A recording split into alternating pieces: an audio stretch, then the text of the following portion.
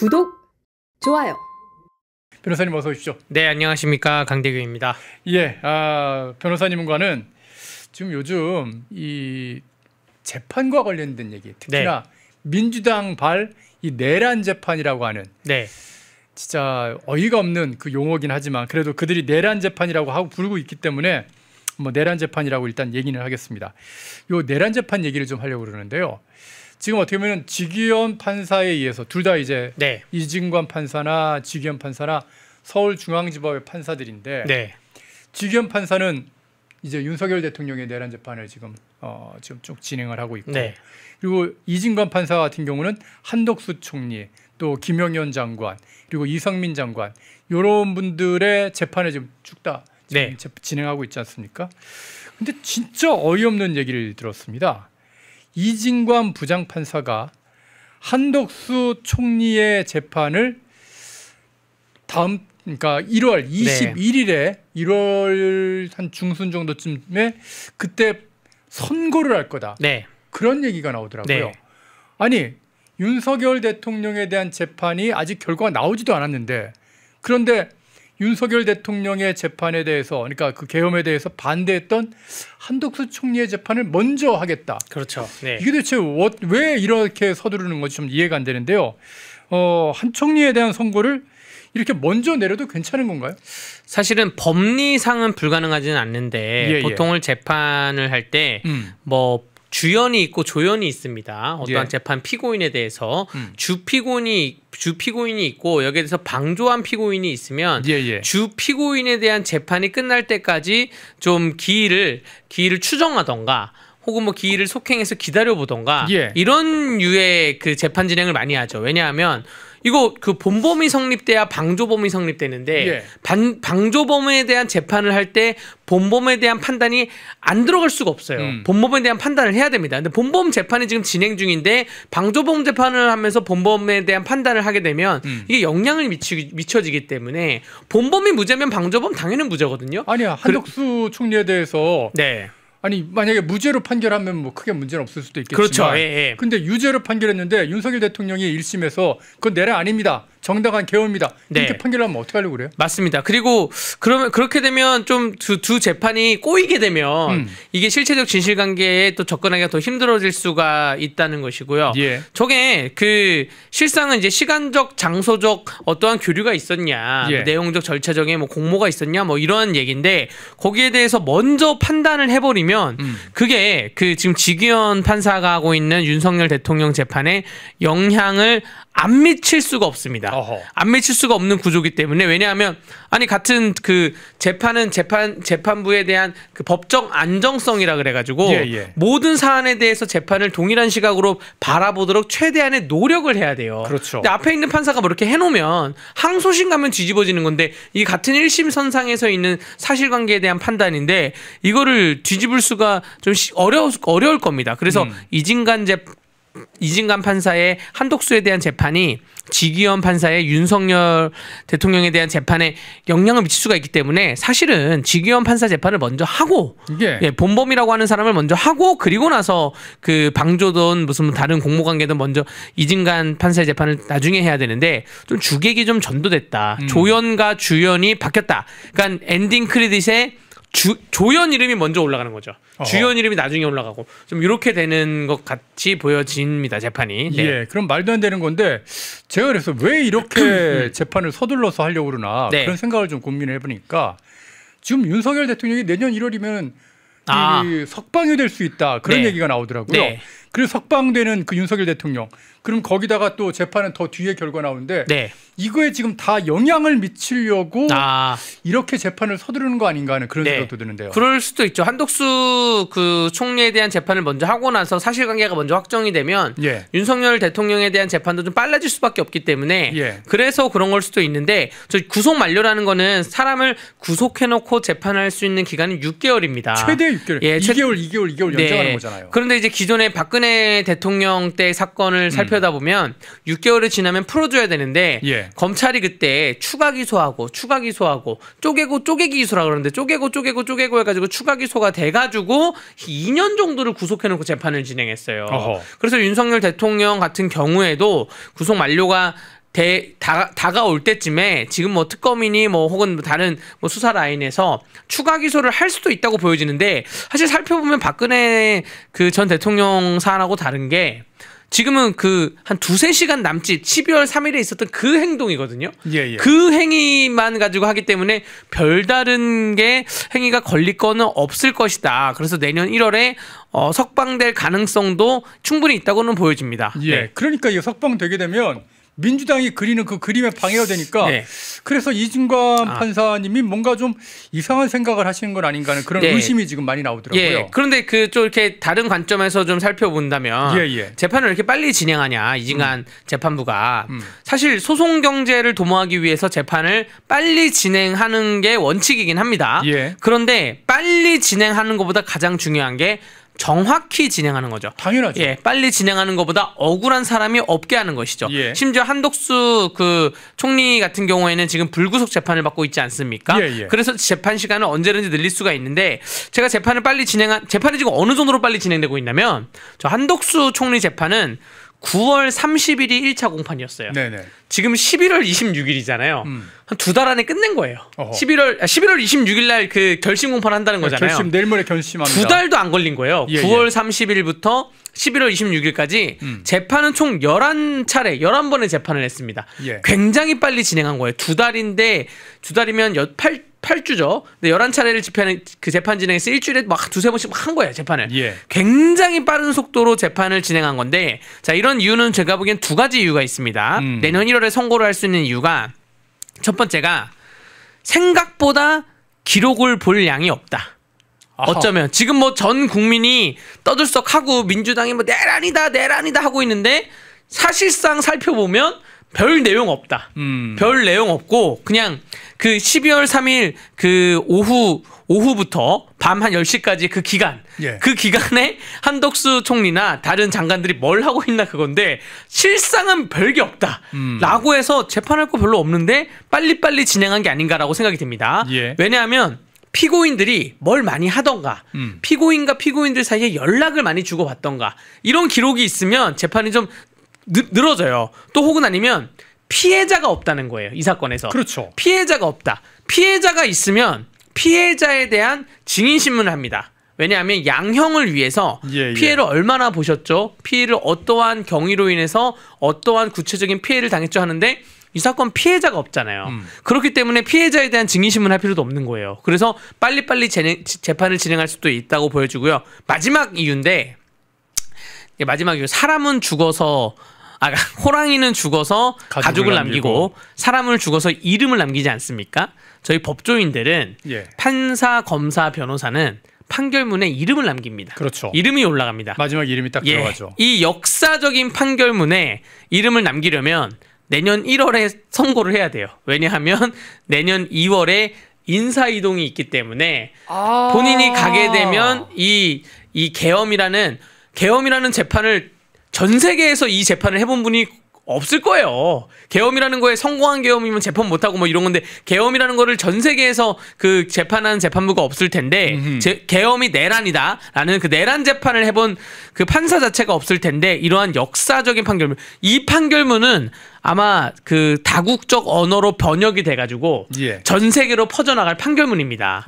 이게 뭐 무죄가 나오든 유죄가 나오든 전 세계로 퍼져나갈 판결문이기 때문에 거기에 대해서 이름을 남기기 위해서 굉장히 지금 무리하게 2달도 안 된 상태에서 종결을 하고 내가 판결문을 1월 달에는 쓰겠다라고 한 게 아닌가 생각이 됩니다. 그 내년 2월에 이제 정기 인사가 있으니까 네, 정기 맞습니다. 인사 나서 자기가 재판 그대로 놔두고 다른 부서로 발령이 날 수도 있으니까 야 그래서 자기 이름 석자 남기려고 재판을 이렇게 서두른다. 네, 아니 그 판사님들이야 그 이제 챙길 게 챙긴다 표현은 좀 그렇고 판사님들이야 추구하는 가치관이 명예잖아요. 그 명예라는 거는 결국 내가 명예가 있냐 없냐는 판결문에 이름이 있는 건데 어떠한 판결을 내가 했다는 건데 저 이진관 그 재판부한테 이 재판이 배당이 됐다는 거는 역사적인 기회가 온 거죠. 그렇기 때문에 1월 안에 마무리하겠다.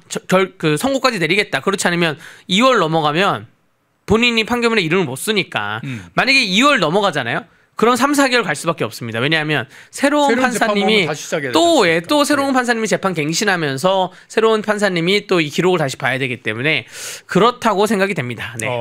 그런데 말입니다. 이게 결심이 이제 내일 모레로 됐는데 사실 그 결심이란 것도 이쪽 변호인단 쪽에서 뭔가 또 새로운 자료든지 뭔가를 얘기를 하면은 또 연기되는 거 아닌가요? 그렇죠. 결심 전에 결심 공판 기일 전에 새로운 증거나 자료 혹은 새로운 증인 신청이나 등을 했을 때 변호인이 보기에는 뭔가 충분치 않다. 아마 26일 날 결심 공판을 하면 구형을 듣게 돼요. 구형을 듣고 변호인은 최후의 진술을 하게 되는데 변호인들이 그 자리에서 판사님 이거는 요로요로 해가지고 새로운 증거를 뭐뭐를 살펴봐야 됩니다. 라고 하면 한 번 더 기회를 주던가 재판을 빨리 할 필요가 없거든요. 아까 말했듯이 신속하게 하지만 정확하게 해야 되기 때문에. 아니 한덕수 총리가 지금 구속된 상태 아니기 때문에. 아니기 때문에 천천히 가도 돼요. 근데 이진관 재판부께서는 이진관 판사께서는 딱 자를 것 같은 좀 느낌이 듭니다. 아니 그거를 재판부가 재판부가 아니라 변호인단 쪽에서 요구를 했는데 그걸 재판부가 거부를 할 수가 있어요? 보통은 안 하죠. 보통 판사님들은 안 합니다. 자, 우리가 이제 비교를 해보면 아까 지기현 판사님 얼굴이 있었고 이진관 판사 얼굴이 있었잖아요. 이제 민주당에서는 지기현 판사님이 웃으면서 재판하니까 뭐 법정이 장난이야 뭐 왜 농담하면서 재판하냐 하는데 여러분들 법정이 그렇게 딱딱하지 않습니다. 물론 법정은 근엄하고 엄중한 곳인데 국민들로 하여금 법정이 무서운 곳이 되면 안 되잖아요. 정의를 판단하는 곳이지 무서운 곳이 아닙니다. 그 제1화를 한번 살짝 얘기해보자면 저는 판사님의 농담 중에 어떤 것까지 들어봤냐면 제가 이제 법률구조공단하고 하는 민사사건인데 법률구조공단 변호사가 없고 제가 왔잖아요. 근데 새로운 변호사가 온 거예요. 법률구조공단 법무관이. 군 법무관이 새로운 법무관이 와가지고 판사님이 법률구조공단 그러니까 피고 법률구조공단 대리인한테 자기가 지난주에 이러이러한 성명을 했는데 왜 아무것도 제출 안 하셨죠? 그러니까 새로운 법무관이 그분은 지난주에 전역했습니다라고 소집해제했습니다 얘기한 거예요. 그러니까 판사님이 갑자기 제가 말년 병장한테 일을 시켰네요 한 다음에 갑자기 본인 군생활 얘기를 막 하시는 거예요. 그 재판장에서 제가 말년 병장일 때는 어땠고요. 막 이렇게 농담을 좀 주고받는 그러한 것이 법정이 뭐 이렇게 웃음거리가 된다는 게 아니라 방청석에 있으면 굉장히 국민들이 얼어 있습니다. 그럼 국민분들한테 법정이 그런 곳이 아니다. 풀어주는 것이고 지기현 판사님 스타일이 약간 그런 스타일인 것 같아요. 약간 긴장하고 있는 방청석 혹은 관계자분들한테 긴장감을 풀어주면서 재판을 진행하는 거고 저게 전혀 잘못되고 나쁜 건 아닙니다. 다소 이제 이진관 판사님께서는 다소 딱딱하게 하는데 또 저런 분들도 있긴 있어요. 근데 요즘 많이는 없습니다. 그래서 최후의 진술 11월 26일 되면 제 생각에 이진관 판사님 스타일로는 그냥 딱 자를 것 같아요. 그냥 일단 제출하세요. 제출하면 제가 보고 변론 제기할지 제가 판단하겠습니다. 일단은 나중에라도 제출하세요. 그렇게 하시죠. 제출하세요. 이러고 그냥 마무리하지 않을까. 그래도 되는 거예요? 이게 법률적으로 보기에는 된다 안 된다 규정조차가 없기 때문에 변호사가 내면 무조건 속행해야 된다 이런 규정이 없기 때문에 다 배속 판사들이 있잖아요. 일단은 재판 진행권은 아마 그렇게 말씀하실 거예요. 재판 진행권은 본 재판부한테 있습니다. 재판 진행권을 갖고 재판하겠습니다. 또 결심을 하겠다고 미리 예정된 공지를 했습니다. 그런데 지금 이제 와서 왜 딴소리입니까? 라고 얘기를 하면서 진행을 할 가능성이 좀 있지 않을까 생각이 됩니다. 그리고 또 다른 모습으로는 지난번 감치명령 이후에 첫 재판이잖아요. 그래서 분위기 엄청 안 좋을 수도 있어요. 그 감치명령 나온 얘기 있으니까 근데 이거는 도대체 어떻게 된 겁니까? 이게 아니 변호사하고 판사가 싸우는 걸 또 제가 저도 경력이 그렇게 길진 않지만 아니 판사하고 변호사가 싸우기도 합니까? 일단은 사실관계를 명확히 따져보자면 법원 조직법에 보면 재판장에서 판사의 명을 어기거나 소란을 했을 때는 감치명령을 할 수가 있다 되어 있어요. 여러분들 감치명령 내리잖아요. 그냥 판사님이 구두로 감치합니다 딱 말을 하면 그 자리에서 바로 구속됩니다. 바로 구속돼서 범죄자들이 가는 호송차 가는 통로가 있는데 글로 가게 되는 거예요. 거기서 대기하고 있다가 24시간 내에 감치 재판을 다시 합니다. 감치를 며칠을 줄지 하는데 이런 건데 제가 변호사 지금 9년 차인데 감치 명령을 본 적이 한 번도 없어요. 한 번도 없고 하물며 방청석에 온 변호인을 감치한 것도 본 적이 없습니다. 그러니까 당연히 못 받겠죠. 우리 헌정사에 거의 아예 없을 얘기인 것 같은데 저 사안에서 이제 저 변호인분들이 김용현 장관이 증인신문 나오니까 저 이제 변호인분들이 손들고 할 말 있습니다. 방청석에서 누구신죠? 그러니까 저는 김용현 장관 관련된 변호사인데 그러니까 말하지 마세요. 한 번만 더 말하면 감치합니다. 그러니까 아니 그게 아니라요. 감치합니다. 그리고 감치를 한 거예요. 이게 누구시조랑 감치합니다까지가 20초가 안 걸렸어요. 보통은 어떡하냐. 보통은 방청석에서 많은 얘기를 합니다. 방청석에서 손 들고 저 할 말 있습니다. 이러면 누구시죠? 이러면 저 피고인의 누나입니다. 혹은 뭐 피해자의 아빠입니다. 저도 할 말 있습니다. 이러면 그러세요? 한번 해보시죠. 기회를 줍니다. 당연하죠. 그러니까 무슨 말을 하는지는 들어봐야죠. 예. 들어봐야 되는데 지금 저 변호인 그 두 분 권우연 변호사와 이하상 변호사님이신가 그 두 분이 손을 들고 말을 하는데 말조차 안 들었어요. 보통은 말을 듣긴 듣거든요. 또 웃긴 게 그러면서 저 이진관 판사님이 하는 말이 여기는 방청권이 있어야 들어올 수 있습니다. 그거를 경위들이 앞에서 스크린을 했어야죠. 그러니까 스크린을 안 한 경위를 탓해야죠. 여기 방청권만 있어야 들어오는데 저 사람들 왜 들여보냈냐. 근데 그런 얘기는 없이 조용하세요. 말하지 마세요. 감치한다 했습니다. 감치합니다. 라고 하니까 이게 약간 법 쪽에서는 좀 황당하죠. 사실 이진관 그 판사님이 얘기를 다 들어주고 네. 이진관 부장께서 얘기를 다 들어주고 아니 진짜 네. 그 재판을 방해하는 것 같은 그런 행동이 있고 그런 논리를 편다면 그때 가서 그때 가서 그 뭐 지금 말씀하시는 분의 그 논리는 오히려 이 재판을 방해하는 거기 때문에 이 정도만 듣겠습니다. 아니 최소한 그래도 몇 분은 들어줘야 될 거 아니에요. 그렇죠. 해야 되는데 지금 그런 얘기를 전혀 안 들은 상태에서 무조건 20초 안에 감치한다 나가서 감치가 된 게 좀 안타깝고요. 그러면 이제 또 웃긴 게 아까 24시간 대기하고 감치 재판이 한다 그랬잖아요.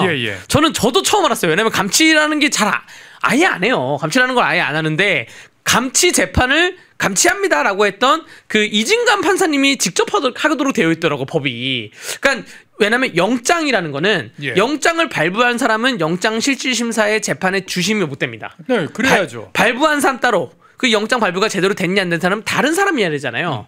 그래서 이 감치에 대해서 감치합니다라고 감치 예고를 한 사람이 또 재판을 열어서 아까 너 나한테 개겼지 왜 개겼어?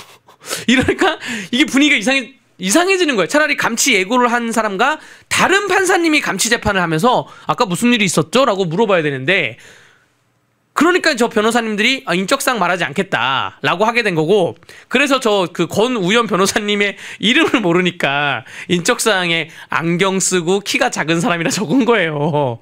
그러니까 그게 교도소에 가니까 교도관들이 이렇게 하면 어떻게 특정하냐 그래서 이거는 우리가 집행 못한다 해서 집행을 거부한 거고 그래서 그게 거부가 된 거죠. 거부가 된 거고 그러니까 모든 게 지금 이진관 부장님 진행이 좀 약간 좀 올바르지 않았다고 보여지고요. 저 변호사님들도 사실은 변호사님들도 할 말 있다고 했을 때 판사님이 말하지 마세요라고 하면 법정에서는 그렇습니다. 판사의 진행권이 최고예요. 그 이상 이하도 없습니다. 판사님이 말하지 말라 그랬으면 그냥 가만히 있어야 되는 부분도 좀 저는 그 부분도 좀 이해가 되는데 그리고 나서 사실은 뭐 제가 평가할 건 아니지만 그 유튜브 나와서 뭐 욕설하고 했잖아요. 그거는 좀 그런 부분은 저는 이제 우리나라 그 법조계가 그 판검변과 또 다른 관련자들이 있는 이 법조계가 좀 앞으로 이런 모습은 좀 없었으면 좋겠다라는 거 생각이 하고 직권남용과 감금에 대해서는 저 변호사님들이 이제 이진관 부장판사를 고발을 했는데 사실 아까 말씀드렸다시피 직권을 남용한 것이냐 혹은 불법 감금이냐에 대해서 법률적인 근거가 있냐 없냐 문제인데 법원 조직법에 보면 근거가 있거든요. 근거가 있는데 그 상당성에 대해서 지켰냐 안 지켰냐에 대해서는 재량을 일탈 남용했냐에 대해서는 아마 또 수사를 하고 또 관련해서 다툴 것 같습니다. 근데 제가 보기에 감치 명령을 해도 15일은 너무 심했어요. 15일은. 그 최대치잖아요. 15일 심합니다. 보통 감치를 보통 어느 때 안 하면 그 뭐 예를 들어서 민사소송 다 이겼고 그러면 이제 재산을 얼마 있는지 돈을 받아내야 되니까 상대방이 돈을 안 주면 재산 명시 신청을 합니다. 근데 재산 명시를 안 하잖아요. 나는 내 재산 얼마 있는지 안 밝히겠다. 안 밝히겠다라고 하면 감치를 하거든요. 하루에서 3일 정도 감치합니다. 저 감치를 해서 저 유치장에 들어가서 3일만 있어도 바로 재산 명시를 공개하거든요. 양육비 안 주거나 이런 문제에서 감치가 나오는 건데 15일 감치는 없어요. 근데 15일 감치는 보복이잖아요. 그러니까 아까 말씀드렸다시피 그 감치 예고를 한 사람이 감치 재판을 하면서 나한테 개겼지. 근데 인적사항도 얘기 안 해? 15일 이게 너무 좀 감정적으로 흘러간 게 있지 않나. 이진관 그 부장판사님께서 감정적으로 흘러갔고 그 다음에 또 변호인분들께서 법률적으로 풀어가면 모르겠는데 또 다른 또 유튜브에 나와가지고 욕설 섞어가면서 얘기한 것도 좀 너무 감정적으로 흘러간 것 같습니다. 이런 모습은 좀 변호사들끼리 만났을 때 나는 이진관이 맞다, 나는 저 변호사들이 맞다라고 다 갈리는데 그래도 결론적으로는 이런 모습은 절대 있어서는 안 된다. 법정에서 그런 얘기를 많이 나눕니다. 네. 그렇군요. 어쨌든 이진관 판사는 재판을 지금 굉장히 서두르고 있다라는 거는 분명한 사실인 것 같습니다. 예. 근데 여기서 이제 뭘 해야 되냐? 일단은 첫 번째가 변호사협회의 역할이죠. 대한변호사협회 그 회장님이 뭐 서영교 그 의원하고 밥 먹었고 막 이런 얘기 나왔잖아요. 그것도 법사의 의원이니까 이해합니다. 변호사협회의 뭐 업무 중에 하나로 보여지는데 변호사협회는 당연히 변호사 편을 들어야죠. 지금 중앙지검에서는 이 사안을 엄중하게 보고 있다까지 발표 나왔잖아요. 그럼 변호사협회는 변호사들 편을 들어야죠. 인권 침해에 대해서 최일선에 있는 게 변호사들인데 기본적 인권의 옹호와 사회 정의의 실현을 사명으로 한다가 변호사법 1조에 우리 의무로 나와 있습니다. 근데 변호사협회에서 지금 아직 아무런 움직임을 안 보이고 있는 게 좀 아쉽고요. 저 김용현 장관이 증인으로 나왔을 때 신뢰 관계인으로 동석하겠습니다라고 저 변호인이 얘기한 거예요. 네네. 근데 사실 신뢰 관계인으로 동석할 수 있는 조건이 있는 게 첫 번째가 아동이 증인으로 나왔을 때 혹은 성범죄나 피해자가 증인으로 나왔을 때. 근데 김용현 그 장관은 지금 아동도 아니고 사건의 피해자도 아니기 때문에 동석 안 됩니다라고 해서 감치한 건데 이건 법령을 약간 개정할 필요성이 있을 것 같습니다. 그 정도의 정책적 의견은 변호사협회가 내야죠. 변호사협회 내야 되고 사실 아까 재판관의 재판 진행권이 있다 그랬잖아요. 판사님이 충분히 그 진행권에 대해서 재량을 발휘해가지고 그럼 여기 옆에 조금 앉아 계세요. 할 수 있거든요. 증인석 옆에는 못 앉습니다. 근데 좀 앉아 계세요라고 할 수는 있는데 그런 것 자체가 사실 인권적인 문제이기 때문에 이걸 법령 불비, 입법 미비 상태에서 발생된 문제이기 때문에 이거는 변호사협회나 혹은 정책적으로 좀 수정을 해나갈 필요성이 있다고 말씀드립니다. 네. 그러면 항상 그 피고인석에 이제 뭐 피고가 아직은 뭐 피고는 아니라고 치더라도 어쨌든 앉으면은 그 옆에 변호사가 한 명만 앉고 다른 뭐 변호인단이면은 그런 사람들은 거기 아예 앉지를 못하는 거예요? 다 같이 이제 피고인인 경우에는 뭐 10명, 100명도 앉을 수 있는데 뭐 피고인 인원수가 늘어나면 방청석에도 앉습니다. 저도 방청석에 앉은 적도 있어요. 피고인이 많아가지고. 근데 김용현 장관 신분은 이때 증인이었어요.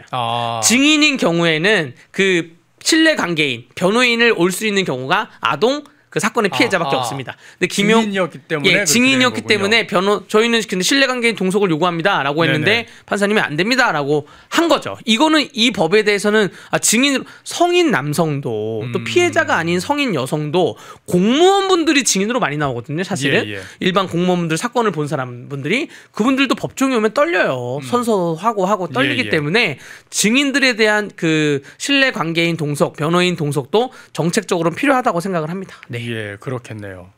아무래도 법률적인 지식은 또 전혀 또 별개의 얘기니까 그런 부분에서 자기의 변호사들한테 조력을 받는 것도 조금 좀 개선이 좀 돼야 되는 부분이 아닌가 생각이 됩니다. 펜앤마이크에서 추천하는 영상도 보고 가세요. 다른 영상도 즐기시려면 구독 버튼을 꼭 눌러주세요.